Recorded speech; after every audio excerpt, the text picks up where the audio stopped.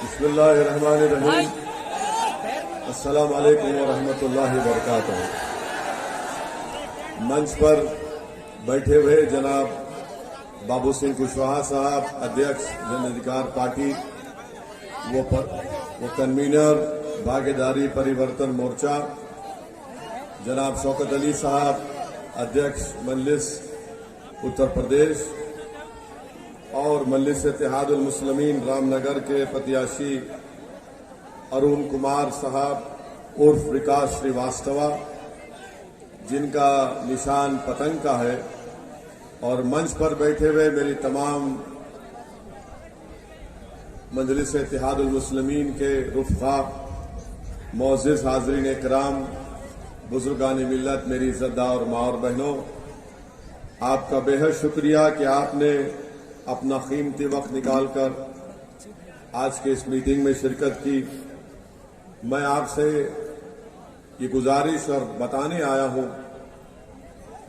कि मजलिस इत्तेहादुल मुस्लिमीन भागीदारी परिवर्तन मोर्चा का हिस्सा है, और हमने तय किया कि अगर आपकी दुआएं, आपकी सरपरस्ती, आपकी रहबरी और आपकी वोट की बिना पर भागीदारी परिवर्तन मोर्चा को इख्तिदार और सत्ता मिलता है उत्तर प्रदेश में, तो इसके पहले मुख्यमंत्री बाबू सिंह कुशवाहा होंगे 2.5 साल के लिए, और 2.5 साल के लिए एक दलित समाज से एक मुख्यमंत्री बनाया जाएगा।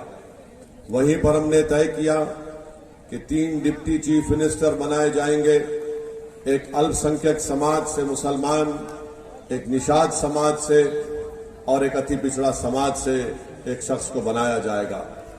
ये सामाजिक न्याय की लड़ाई हम लोग जनाब बाबू सिंह कुशवाहा साहब के साथ लड़ रहे हैं। मेरी आपसे गुजारिश है कि 27 तारीख के दिन आप अरुण कुमार उर्फ विकास श्रीवास्तवा को वोट देकर सामाजिक न्याय की लड़ाई में आप अपना हिस्सा अदा करिए। हम लोग हिस्सेदारी की लड़ाई लड़ रहे हैं, और हिस्सेदारी की लड़ाई में हम उसी वक्त कामयाब होंगे जब आप यहां से विधानसभा से अरुण कुमार विकास श्रीवास्तवा को कामयाब करेंगे। मेरे अजीज दोस्तों और बुजुर्गों, आपके विधानसभा में बहुत से मसाइल हैं, बहुत से तकालीफ हैं। विकास के नाम पर यहां पर कुछ नहीं किया गया, और आप जानते हैं कि छुट्टा जानवरों का बहुत बुरा हाल है। इस विधानसभा में खेतों में किसान रात रात भर जागता है, और कहीं सांड न घुस जाए, कभी आवारा पशु न घुस जाए।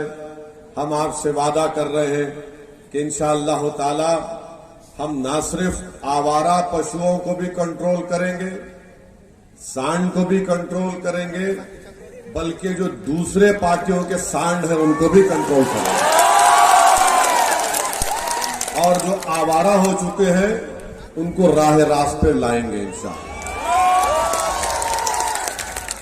दूसरा, बाढ़ की वजह से, क्योंकि ये यहां पर घाघरा नदी है और बाढ़ आती है, और कई गांव में आपको पानी जमा हो जाता है, जमीन कट जाती है। एक मर्तबा आपसे गुजारिश है कि आप विकास श्रीवास्तवा को वोट दीजिए, हम इसका जरूर हल निकालेंगे इंशाअल्लाह ताला। तीसरा मसला है कि मदरसे के महाना रकम नहीं दी जा रही है। इस मसले को मैंने पार्लियामेंट में उठाया था कि मदरसा मॉडर्नाइजेशन की जो स्कीम है गवर्नमेंट ऑफ इंडिया की, मरकजी हुकूमत की, केंद्र सरकार की, ना योगी सरकार ने अपना 40% हिस्सा 4.5 साल में दिया, ना केंद्र की मोदी की सरकार ने 4.5 साल में अपना 60% हिस्सा दिया। आप एक मर्तबा यहां से हमारे प्रत्याशी को कामयाब करिए। जो मदरसों में जो लोग मैथ, साइंस और हिंदी पढ़ा रहे हैं, जो उनकी तनख्वाह नहीं दी गई है, इंशाअल्लाह उत्तर प्रदेश की विधानसभा में विकास श्रीवास्तवा साहब इस मसले के लिए आवाज उठाएंगे। और साथ ही साथ आप जानते हैं कि यहां पर अच्छी सड़कें, अस्पताल आज भी विधानसभा में आप लोग तरस रहे हैं। यहां पर पुल को तो घोषणा 12 साल पहले हो गई, मगर माशाअल्लाह से अभी तक कुछ काम नहीं हुआ है। मेरे अजीज दोस्तों और बुजुर्गों, जब कोविड की सेकेंड वेव चल रही थी तो यहां पर मौजूदा बीजेपी के विधायक कहीं पर नजर नहीं आए, गायब हो गए। ऑक्सीजन सिलेंडर के साथ लेकर भाग गए। यहां पर लोग ऑक्सीजन के लिए तड़प तड़प कर मर गए। ये बीजेपी के मौजूदा विधायक के कारनामे, डबल इंजन की सरकार तो नाम की है मगर काम ऐसा किया है कि आज उत्तर प्रदेश की जनता में गम और गुस्सा है कि बदलाव की पूरी लहर चल रही है। और बदलाव की लहर इतनी चल रही है कि आज देश के प्रधानमंत्री को अपने भाषण में कहना पड़ा कि 10 मार्च के बाद हम लोग सांड के मसले को हल कर देंगे। और देश के प्रधानमंत्री का दिमाग कितना अच्छा है, देखिए आप। देश के प्रधानमंत्री कह रहे हैं कि मैं 10 मार्च के बाद आपको लिखकर दे रहा हूं कि हम गोबर से पैसे कमाकर आपको देंगे। उत्तर प्रदेश के युवाओं को प्रधानमंत्री साइंटिस्ट बनाना नहीं चाहते, डॉक्टर बनाना नहीं चाहते, इंजीनियर बनाना नहीं चाहते, टीचर बनाना नहीं चाहते, लेक्चरर बनाना नहीं चाहते, पुलिस में भर्ती कराना नहीं चाहते। मगर देश के प्रधानमंत्री कह रहे हैं कि भाइयों बहनों 2022 है, 21वीं सदी है, ये सब छोड़ो, गोबर से पैसे निकालो। क्या प्रधानमंत्री दिमाग पाए हैं। और ये प्रधानमंत्री पहली मर्तबा नहीं कहे हैं। एक मर्तबा प्रधानमंत्री का भाषण है, जाकर देख लीजिए यूट्यूब पर। प्रधानमंत्री ने आईएएस आईपीएस ऑफिसरों के दरमियान में कहा कि एक मर्तबा मैंने देखा कि मैं एक चाय की बंडी है, उसको चाय बनाने के लिए उसके पास गैस खत्म हो गई, तो बाजू गंदा नाला है, नाले से गैस निकल रही है। उसने जुगाड़ किया, उसने नाले के गैस को लेकर चाय बनाकर अपना कारोबार किया।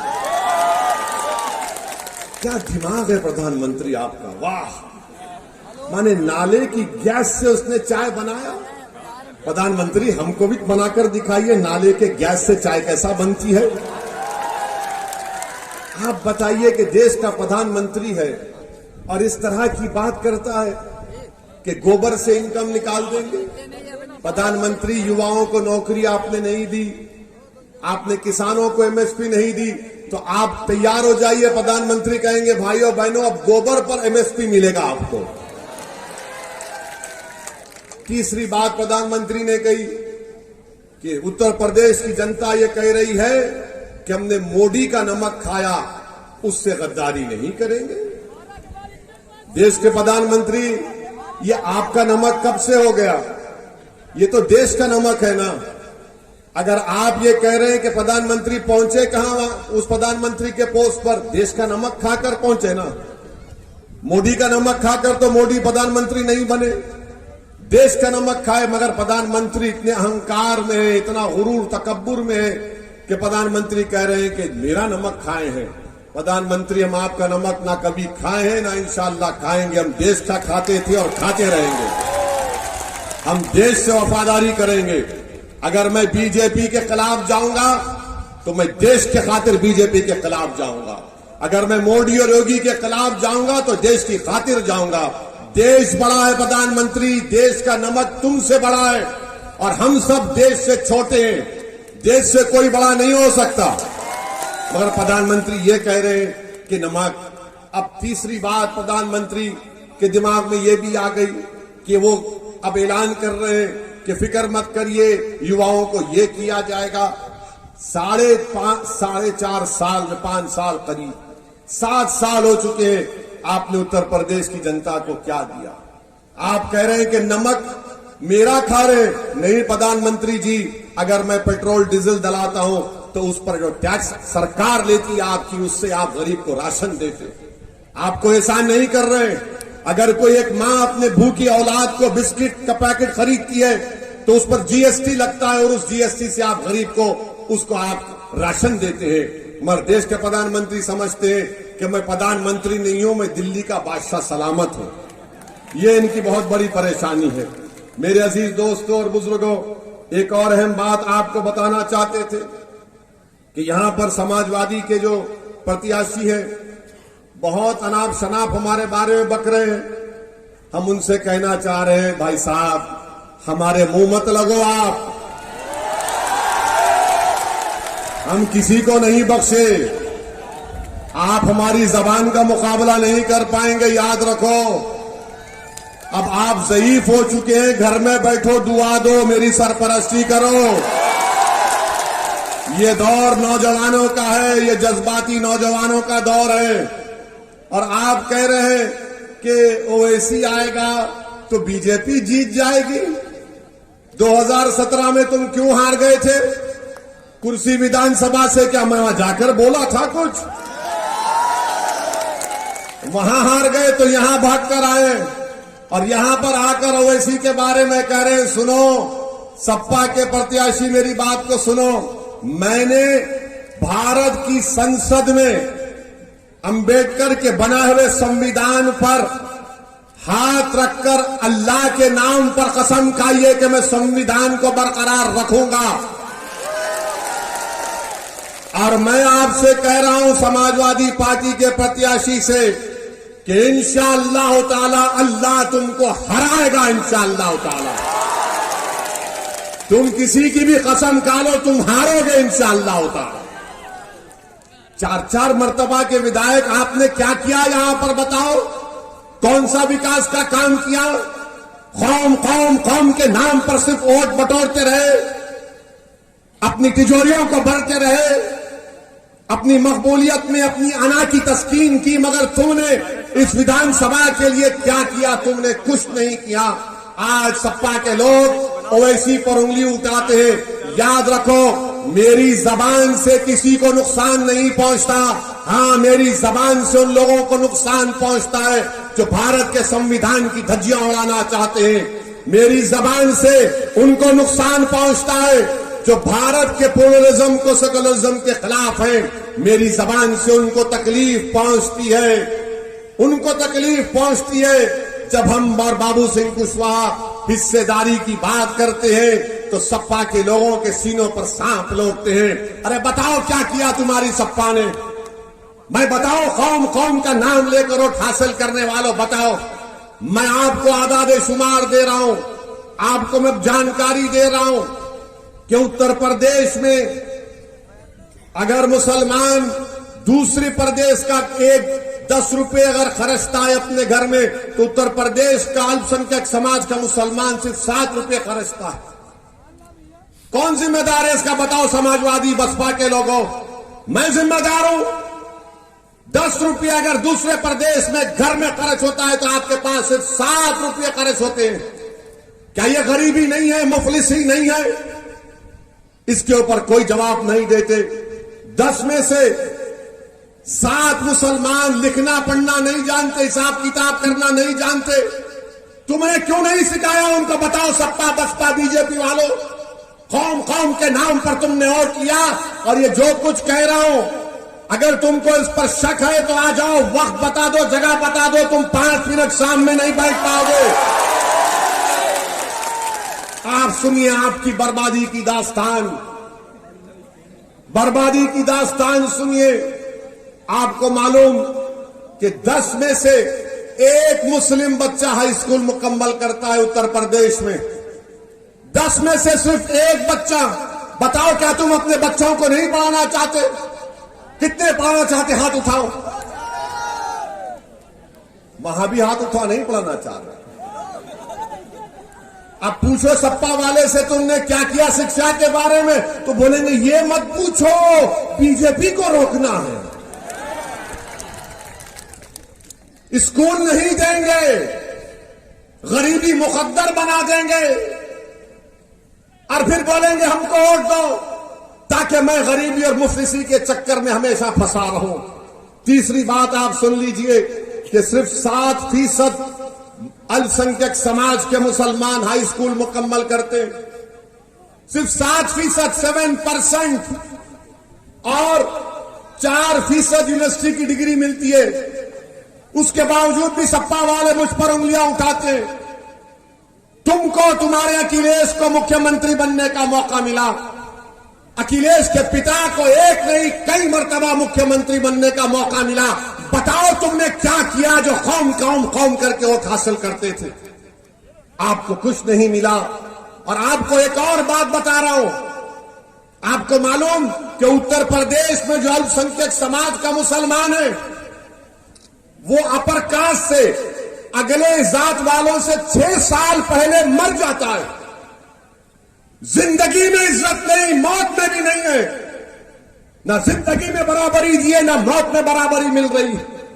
अब बताओ फिर आप किस बुनियाद पर इन पार्टियों को वोट देंगे। मुझसे दुश्मनी क्यों है? क्योंकि मैं इन चीजों को बयान करता हूं। मुझ पर गोलियां क्यों चलाई जा रही हैं? इस वजह से कि ये गरीबों और मजलूमों में जाकर हकीकत को बयान कर रहा है। मैं आपको उठाना चाहता हूं, मैं आपको खड़ा करना चाहता हूं, मैं आपको नेता बनाना चाहता हूं। ये मेरी लड़ाई नहीं लड़ रहा, आपके लिए लड़ रहे हैं हम लोग। ये सपा वाले आपको नहीं बताएंगे। ये पूरा डेटा है, आंकड़ा है मेरे पास। अखिलेश क्या कहेंगे? हम अल्पसंख्यक समाज को ई रिक्शा देंगे। अरे अभी ई रिक्शा की जरूरत नहीं है। शिक्षा में स्कूल की जरूरत है, कॉलेज की जरूरत है, गरीबी के खात्मे की जरूरत है। आप वो भी नहीं देना चाहते हमको। और आपको मालूम मेरे अजीज दोस्तों और बुजुर्गों, कि कौन जिम्मेदारी लेगा फिर इसका? इसीलिए मजलिस पर तनकीद की जाती है, बाबू सिंह कुशवाहा पर उंगलियां उठाई जाती हैं। हम आपसे अपील करने आए हैं मेरे अजीज दोस्तों और बुजुर्गों कि आप 27 तारीख के दिन विकास श्रीवास्तव जिसका निशान पतंग है उसके निशान पर वोट डालिए।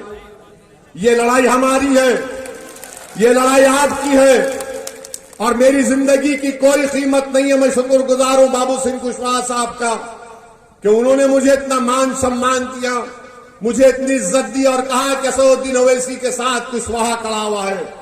मैं इनका शुक्रिया अदा करता हूं, मगर मेरी जिंदगी की कोई अहमियत नहीं है। मैं दुनिया में आया तो चला जाऊंगा, आपका मुस्तकबिल है। मैं कल आने वाला सूरज जब निकलेगा वो तुम्हारा होगा, याद रखो। और अगर जो गोली हमको मार रहा है हमको मारने दो, हमको परवाह नहीं, हम सिक्योरिटी नहीं लिए। हमने पार्लियामेंट में खड़े होकर कहा कि हमको सिक्योरिटी जेड कैटेगरी की नहीं चाहिए, हमको ए कैटेगरी का शहरी बनाओ आप। अगर ओवैसी को सिक्योरिटी मिल जाएगी और मेरे बच्चों को नहीं मिलेगी तो उसका क्या फायदा? अगर ओवैसी को सिक्योरिटी मिल जाएगी और मेरे 22 बच्चों को CAA NPR के प्रोटेस्ट में गोली मारकर उनको शहीद कर दिया गया तो मेरी जिंदगी का क्या फायदा? अगर 10 में से सिर्फ एक बच्चा हाई स्कूल में पढ़ रहा है तो मैं क्या करूंगा सिक्योरिटी लेकर? अगर 19% में सिर्फ 4% बच्चे ग्रेजुएट हो रहे हैं तो मैं सिक्योरिटी लेकर क्या करूंगा? अगर सबसे गरीब मैं हूं तो मेरी सिक्योरिटी क्या फायदेमंद? सबसे ज्यादा बेरोजगार अगर हम हैं तो सिक्योरिटी लेकर मैं क्या करूंगा? तुमको मालूम उत्तर प्रदेश में ये सपा बसपा वाले आकर कहते कौम कौम कौम। कितने मुसलमानों के पास 2 एकड़ जमीन है? 1%। बताओ फिर क्या होगा आपका? आप जिम्मेदार है किसी हद तक। मैं आपके दरमियान में खड़े होकर आपसे शिकायत कर रहा हूं क्योंकि आपने इनको इनका साथ दिया, ये समझकर साथ दिया कि हमसे इंसाफ होगा, मगर इन्होंने इंसाफ नहीं किया। अगर अल्लाह ने मुझे लंदन से डिग्री दी, मैं लंदन से पढ़ के आऊं, मगर मैं अपनी काबिलियत की तारीफ नहीं कर रहा हूं। मैं उस पार्टी से ताल्लुक रखता हूं जो कमजोरों और मजलूमों की आवाज उठाती है। मेरा ताल्लुक उस पार्टी से है जो मजलूमों का साथ देती है। मैं उस पार्टी से ताल्लुक रखता हूं जो हमारे कुरैश बरादरी के लोगों को इंसाफ दिलाना चाहती है। हमारे अंसारी भाइयों के पावरलूम इंडस्ट्री को बंद करके रख दिया गया। कहां गई तुम्हारी कौम की मोहब्बत? क्या तुम्हारी कौम की मोहब्बत सिर्फ चुनाव के वक्त दिखती है, उसके बाद तुम भूल जाओगे? और ये सपा के प्रत्याशी से पूछ रहा हूं, बताओ तुम्हारा अखिलेश ने हिजाब और निकाब पर उसका क्या स्टैंड है? बोलो। मैं कह रहा हूं, मैं जब तक जिंदा रहूंगा सर पे टोपी पहनूंगा और मेरी बेटी चाहेगी तो निकाब और हिजाब पहनेगी। भाड़ में जाए तुम्हारे तमाम तबसरे।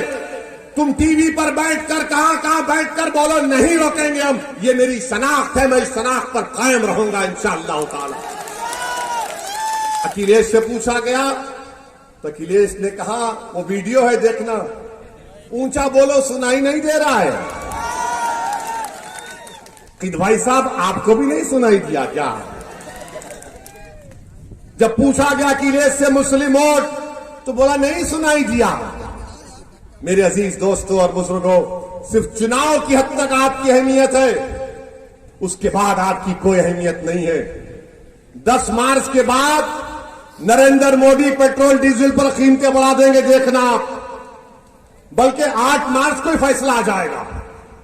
मोदी जी 8 मार्च को डीजल पेट्रोल पर कीमतें बढ़ा देंगे और सपा वाले 10 मार्च के बाद अपनी शिकस्त के बाद अपने घर के दरवाजों को बंद करके बैठ जाएंगे और आप रोज मरेंगे।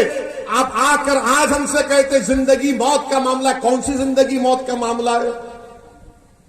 मुजफ्फरनगर का कांड हुआ तो क्या मौत नहीं हुई? तुम कहां नजर आए? लोग बोलते कि मजलिस के अगर 8-10 एमएलए जीत गए तो क्या होता है। मैं आपको एक मिसाल देकर अपनी बात खत्म कर दूंगा।